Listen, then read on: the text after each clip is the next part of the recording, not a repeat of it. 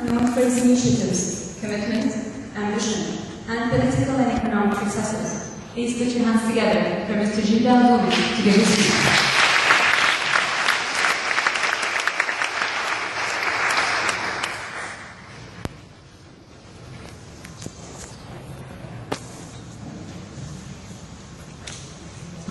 Good evening. Dear Dr. Koulivi, dear Dr. Ace, dear Dr. Zainudi, dear fellow educators, dear graduating students, dear parents, I salute your effort, your investment, the nights you spend for your children to become where they are today. So I salute you for every effort and you deserve a note.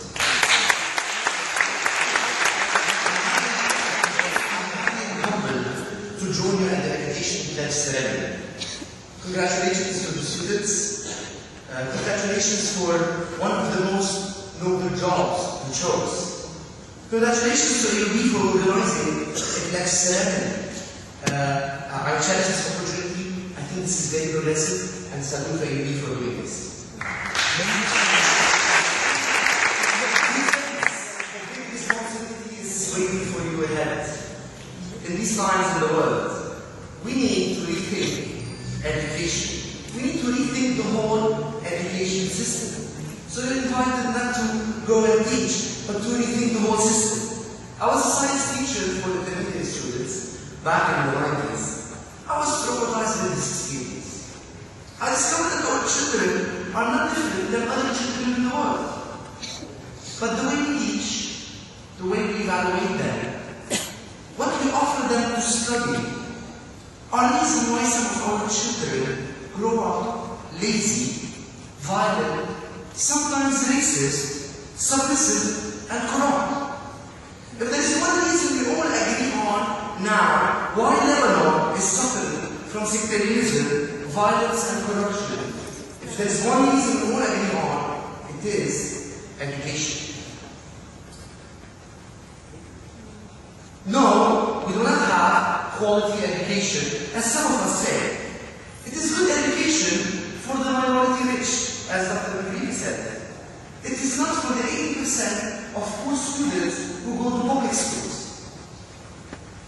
Through my civil society activism, through my work as well, transforming the education sector has been a great struggle in my life. In my work, I have the opportunity to work with several ministries of education and higher education in the MENA region, with universities working on reforming graduate programs and undergraduate programs, training professors on course engineering and experiential learning methodologies.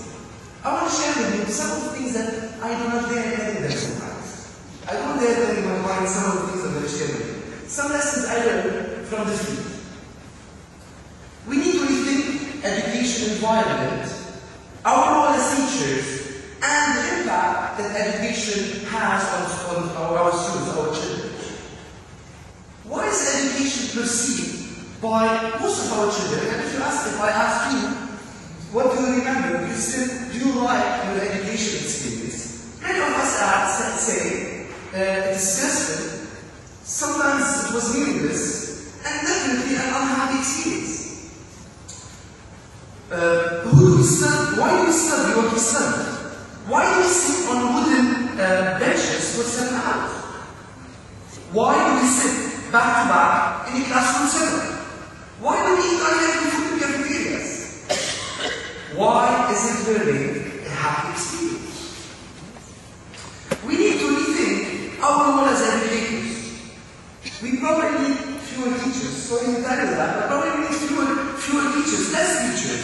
We need more catalysts, innovators, and revolutionaries in classrooms and schools. Look at your own education experience. The teachers you learn from, and this put some pressure on the education department, the teachers you learned from the most were the teachers who were teaching you less, but the teachers who helped you discover the world. We need to rethink our role as educators. We need in this world, we need teachers who are catalysts, who can create an interface between the reality and prepare our children so that they succeed in public, private, and civil society sectors. We need innovators.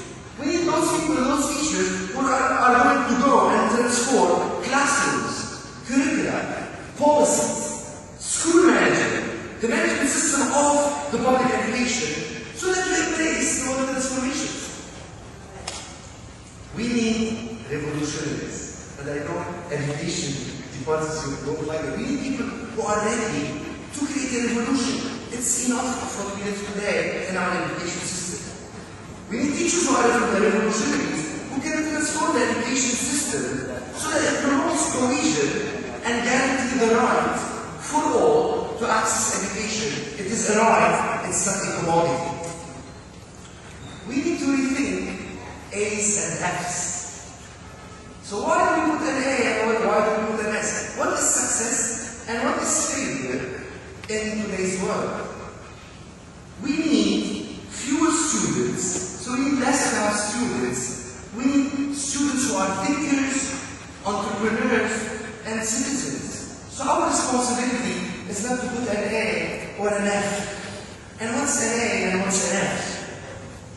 We need our youth to be thinkers, to critically think, to be creative in their thinking, to be forward-looking, so that we have less racism, less laziness, and less corruption. If you go to some public schools in Lebanon, you're going to see we're feeding our kids corruption since they go to school.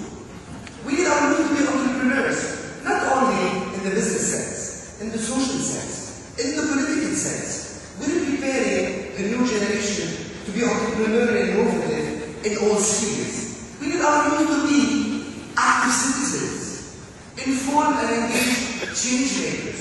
We're not preparing a generation to just study, memorize, and have good grades, but to be change makers. Fellow Innovators, I urge you first to make out of the education pledge a life choice. I read it. I love it. I think this is rare, and this is one of the AUB emblems of how good this university is. So please make out of it a life choice. And if you choose to work in private institutions, not in the public sphere, where people can afford education, I urge you to visit, I hope you make the promise, to visit once a year a public school or a public institution, and you give back a little bit of your time to this country. We need to rethink education as a happy experience, so that they may have life and have it more abundantly. Congratulations.